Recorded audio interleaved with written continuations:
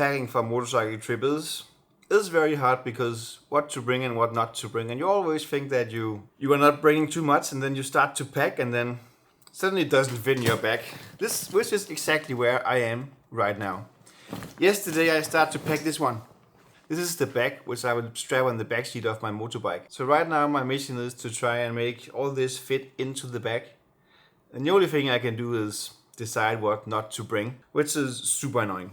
Let's just start by seeing what I have already packed, and then I will try to decide what to throw away. The thing is, I live in China, and in this weekend I will fly to Malaysia and leave my apartment here in China for good. So everything I do not bring on the motorcycle trip, I will ship home in these boxes behind me. So it's just a matter of moving stuff from the motorcycle trip back into the moving boxes. First, on top of the bag, I have my dry bags. I like to pack everything in dry bags to stay organized and to keep everything dry if water should happen to get into the bag. And it's very convenient and it's super nice, these T2 Summit dry bags here. So let's start with these 3 dry bags. The first one is the big one. We're going from Malaysia to Denmark. And of course riding through Malaysia and then into Thailand. And in Thailand you always need to have some kind of flowered shirt, which is this one. You cannot leave that behind. Then I have some base layers. I like to ride with the base layer, even though it's very hot, because it will transport the heat away from the body and make you more comfortable. And also make sure that your motorcycle gear is not irritating the skin or anything. And here I have one set of base layer. These layers are made of bamboo, which should not smell that fast, but it smells. It does. This is trousers, shirt, trousers, shirt. That's 2 sets of base layers, which I think is fine. So they go back to dry bag. And then this base layer goes to Denmark. Yes, this is the base layer bag. Alright, 2 more t-shirts. The good thing about these dry bags is they have a one-way air fabric in the bottom. So you can squeeze them and get the air out of them, and they actually become very small and easier to pack. Alright, base layers and t-shirts. Then in this one we have underwear, 3 pair of socks. It might be a little, not too much, but you always wash your socks as you go along. 1 pair of boxer, 2 pair of boxer, 6 pairs of boxers should be sufficient. We plan to wash as we go along, and a pair of swimming shorts. Always bring swimming shorts. This was underwear and swimming shorts dry bag. So for this trip, for the first time ever, I plan to use layered motorcycle gear. Instead of the normal adventure gear where you have the shoulder pads and elbows and back protector, in the jacket I plan to ride with an armor underneath my jacket.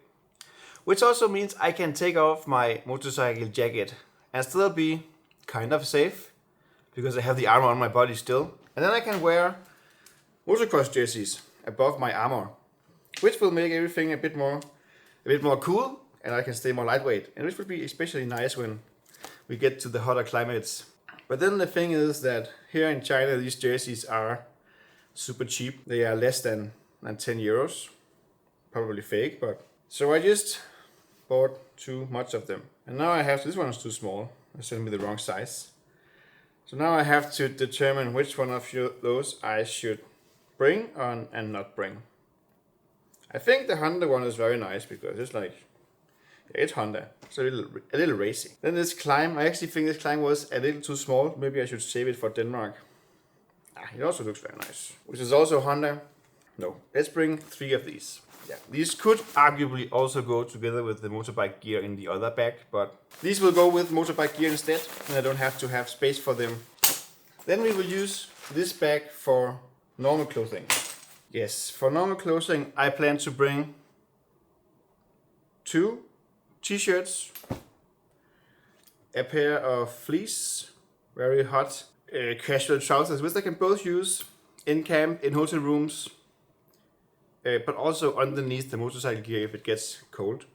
And then just a pair of casual sportish trousers. We don't plan to go anywhere fancy, and we don't plan to go to any fancy restaurants. Casual wear, warm wear, 2 t-shirts. I have some more marine wool t-shirts, which I will also put in this bag.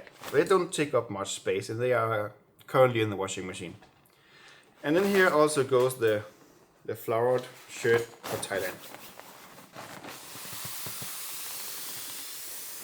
I will also bring a pair of shorts, which I'm currently wearing.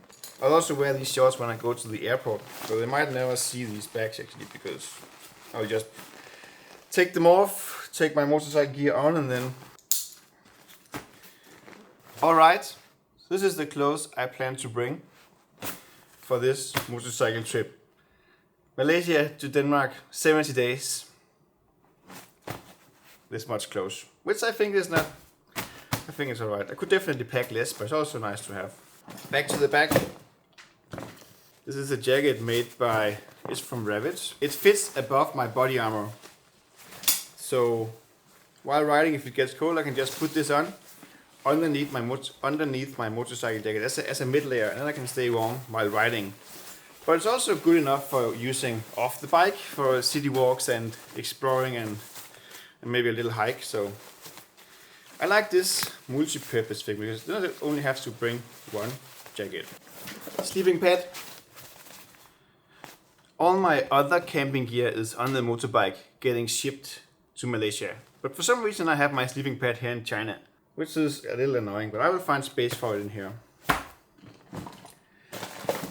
I also have a camelback. I like to carry all my water in this kind of camelback because when it's not filled with water, it doesn't take up any space.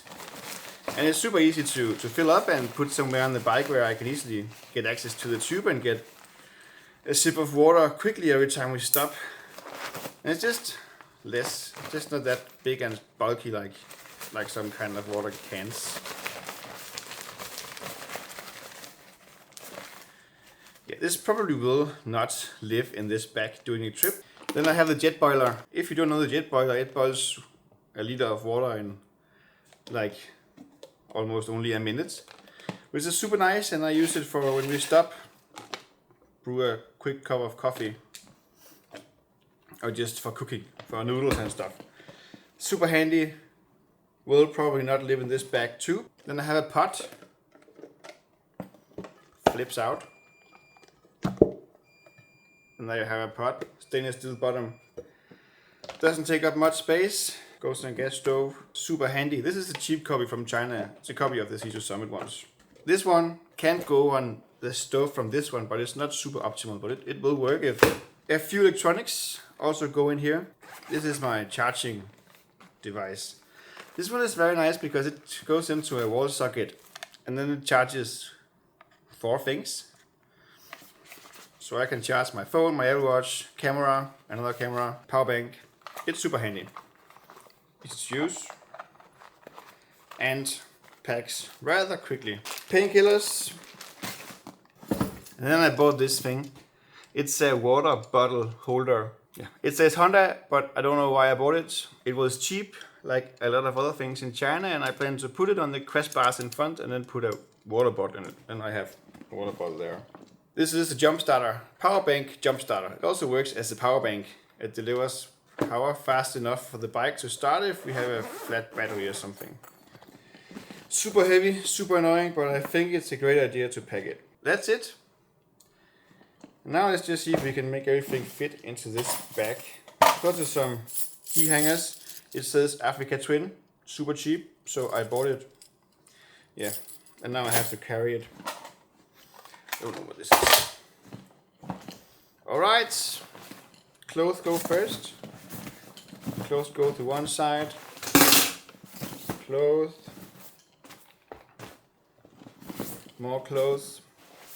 Then the sleeping pad, which might not be here when we start riding because it will go in my side panniers, but for now, the jackets, jump starter, the pot, yeah, It also might not live in here the whole trip, but I have to bring it to Malaysia, so there we goes.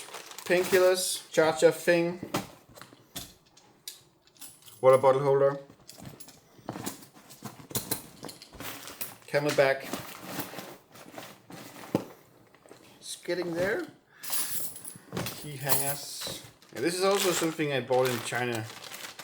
Like this, and then one of each side of the front fairing, and then it will lead the air around the bike and me instead of into the helmet. I don't know if it works, but it was cheap. And then that's jet boiler.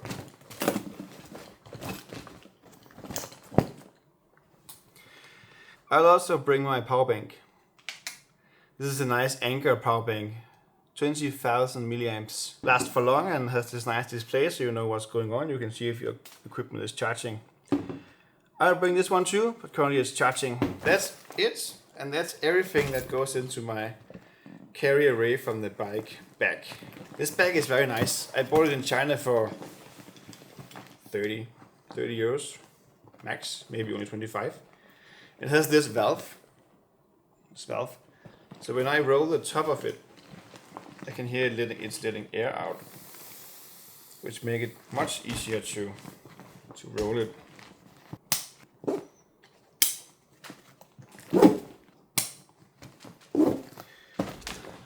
Alright, packed all the essentials for living off the motorbike, and also a few ones for camping in here. I do need to put my towel, and I need to put my toilet bag, but I think it will work.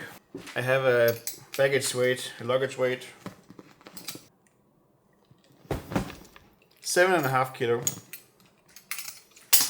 I think it's not too bad. Yeah, so this is all the essentials I plan to pack for this coming motorcycle trip. And I like to pack as little as possible, but still stay comfortable.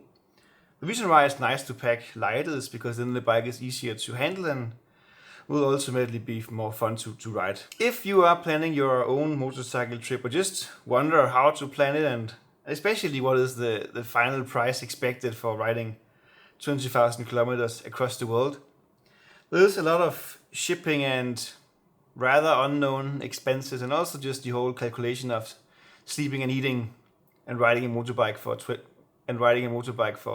70 days. Watch this video next, where I go through our budget for this coming motorcycle trip. See you there.